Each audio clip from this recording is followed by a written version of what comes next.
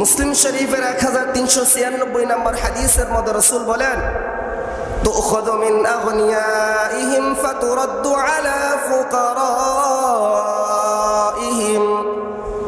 আল্লাহ রাব্বুল আলামিন নবী মুহাম্মদুর রাসূলুল্লাহ সাল্লাল্লাহু আলাইহি ওয়াসাল্লামের মাধ্যমে জানায় দেন, হে নবী, আপনি ধনীদের কাছ থেকে যাকাত নেবেন এবং গরিবদেরকে সেটা বিলায় দিবেন।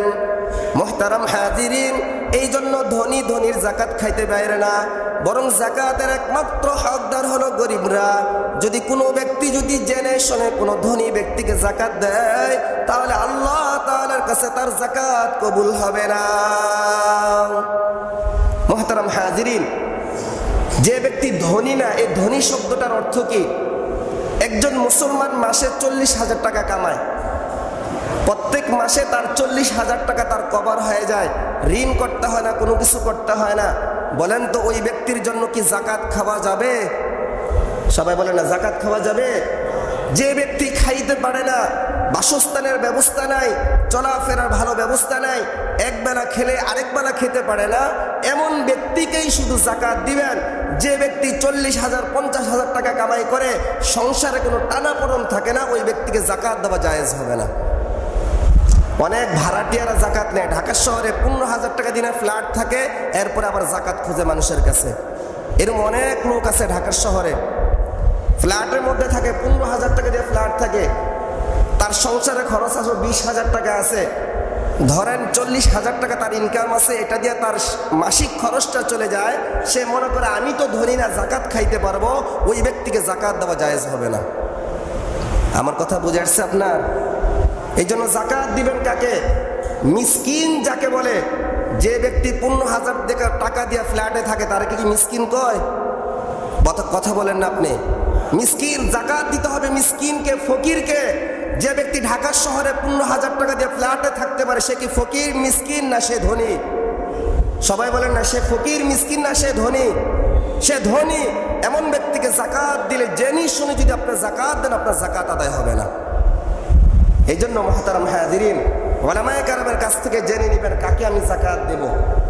এখানে আরেকটা মাসআলা হলো, সন্তান যদি টাকা পয়সার মালিক হয়, বাবা মাকে যাকাত দিতে পারবে কিনা?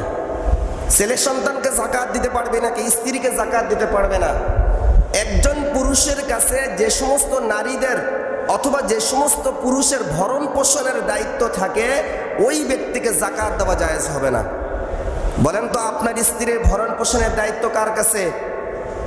সবাই বলেন না, আপনার শ্বশুরের কাছে না আপনার কাছে? তাহলে আপনার স্ত্রী, আপনি ধনী মানে আপনার স্ত্রীও ধনী, আপনার স্ত্রীকে আপনি যাকাত দিতে পারবেন না। আপনি যাকাত দেন, আপনার ছেলে আলাদা হয়ে গেছে, আপনার সাথে সংসার একসাথে থাকে না, ওই সন্তানকে আপনি যাকাত দিতে পারবেন না। কারণ আপনার সম্পদ মানে আপনার ছেলের সম্পদ, আপনি মারা গেলে সম্পদ তো তারাই পাবে, আপনার ছেলেকে আপনি যাকাত দিতে পারবেন না। বলেন তো, বোনের ভরণ পোষণ কি ভাইয়ের দায়িত্বে না ভাইয়ের দায়িত্বের বাহিরে? আপনার বোনের ভরণ পোষণ কি আপনার দায়িত্বে না বোনের স্বামীর উপরে? তাহলে যদি আপনি ধনী হন, তাহলে আপনার বোনকে আপনি যাকাতের টাকা দিতে পারবেন। আপনার ভরণ পোষণের দায়িত্বে আপনার বাবা মা থাকবে, আপনি ধনী হইলেও আপনার বাবা মাকে আপনি যাকাত দিতে পারবেন না। আমার কথাটা বুঝে আসছেনি? এই জন্য ছেলেকে যাকাত দেওয়া যাবে, স্ত্রীকে যাকাত দেওয়া যাবে, বোনকে যাবে, বোনকে যাবে, ফুফুকে যাবে। অর্থাৎ যাদের ভরণ পোষণের দায়িত্ব আপনার কাছে আল্লাহ তাআলা ন্যস্ত করে নাই, এমন নারী পুরুষকে আপনি যাকাত দিতে পারবেন। আল্লাহ তাআলা আমাদের সকলকে কথাগুলো বুঝে সে অনুযায়ী আমল করার তৌফিক দান করেন। সকলে বলে আমিন। হীরা মণি মুক্তা এগুলোর উপর যাকাত আসে কিনা?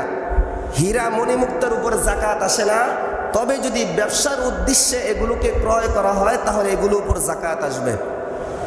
ফ্ল্যাট বাসা যাকাত আসবে। আপনি যতটুকু ফ্ল্যাটের মধ্যে থাকতেছেন অতটুকুর মধ্যে যাকাত আসবে না, কিন্তু যেগুলোর ভাড়া আপনি পাইতেছেন ওগুলোর যাকাত আপনাকে দিতে হবে। আপনি জমিন কেনা বেচা করেন, ব্যবসার উদ্দেশ্যে যদি জমিন কেনা বেচা করেন, ওই ব্যবসার উদ্দেশ্য থাকার কারণে আপনি যাকাত দিতে হবে। ব্যবসার উদ্দেশ্য না থাকলে আপনাকে যাকাত দিতে হবে না। আপনি মনে করেন যে হুজুর তো কইছে ব্যবসার উদ্দেশ্য থাকতে হবে, আমি জমিন কিনবো কিন্তু ব্যবসার উদ্দেশ্যে আমি কিনবো না, বাড়ি করার উদ্দেশ্যে কিনবো। বলেন তো, একজন মানুষের থাকার জন্য কয়টা বাড়ি দরকার হয়? যথেষ্ট। আপনি ব্যবসার উদ্দেশ্যে না নিয়ে জমিন কিনবেন আর এগুলো খালি নিজের আয়ত্তের মধ্যে রাখবেন, ধোঁকা দিছেন কাকে? আল্লাহকে ধোঁকা দিছেন। এই জন্য ব্যবসার উদ্দেশ্যে যা কিছু করবেন এগুলোর উপর জাকাত আপনাকে দিতে হবে। আল্লাহ তাআলা আমাদের সকলকে কথাগুলো বুঝে সে অনুযায়ী আমল করার তৌফিক দান করেন। সকলে বলি আমিন। মুসলিম শরীফের 1396 নম্বর হাদিসের মধ্যে রাসূল বলেন, তুখযু মিন আগনিয়াইহিম ফাতুরাদ্দু আলা ফুকারাইহিম। আল্লাহ রাব্বুল আলামিন নবী মুহাম্মদুর রাসূলুল্লাহ সাল্লাল্লাহু আলাইহি ওয়াসাল্লামের মাধ্যমে জানায় দেন, হে নবী, আপনি ধনীদের কাছ থেকে যাকাত নেবেন এবং গরিবদেরকে সেটা বিলায় দিবেন। মুহতারাম হাজিরিন, এই জন্য ধনী ধনীর যাকাত খাইতে বাইরে না, বরং যাকাতের একমাত্র হকদার হলো গরিবরা।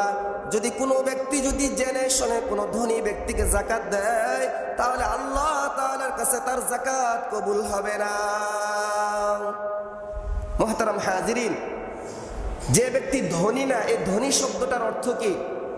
একজন মুসলমান মাসে 40,000 টাকা কামায়, প্রত্যেক মাসে তার 40,000 টাকা তার কভার হয়ে যায়, ঋণ করতে হয় না, কোনো কিছু করতে হয় না।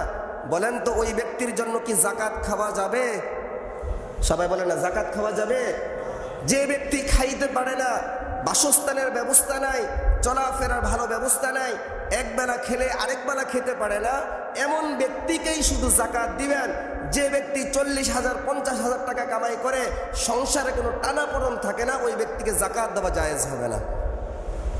অনেক ভাড়াটিয়ারা যাকাত নেয়। ঢাকা শহরে 15,000 টাকা দিনে ফ্ল্যাট থাকে, এরপরে আবার যাকাত খুঁজে মানুষের কাছে। এরকম অনেক লোক আছে ঢাকার শহরে, ফ্ল্যাটের মধ্যে থাকে, 15,000 টাকা দিয়ে ফ্ল্যাট থাকে, তার সংসারে খরচ আছে 20,000 টাকা আছে, ধরেন 40,000 টাকা তার ইনকাম আছে, এটা দিয়ে তার মাসিক খরচটা চলে যায়। সে মনে করে আমি তো ধনী না, যাকাত খাইতে পারবো, ওই ব্যক্তিকে যাকাত দেওয়া জায়েজ হবে না। আমার কথা বুঝে আসছে আপনার? এই জন্য যাকাত দিবেন কাকে? মিসকিন যাকে বলে। যে ব্যক্তি 15,000 টাকা দিয়ে ফ্ল্যাটে থাকে, তার কি মিসকিন কয়? কথা বলেন না আপনি? মিসকিন, যাকাত দিতে হবে মিসকিনকে, ফকিরকে। যে ব্যক্তি ঢাকা শহরে 15,000 টাকা দিয়ে ফ্ল্যাটে থাকতে পারে, সে কি ফকির, মিসকিন, না সে ধনী? সবাই বলেন না, সে ফকির, মিসকিন, না সে ধনী? সে ধনী। এমন ব্যক্তিকে যাকাত দিলে জেনে শুনে যদি আপনি যাকাত দেন, আপনার যাকাত আদায় হবে না।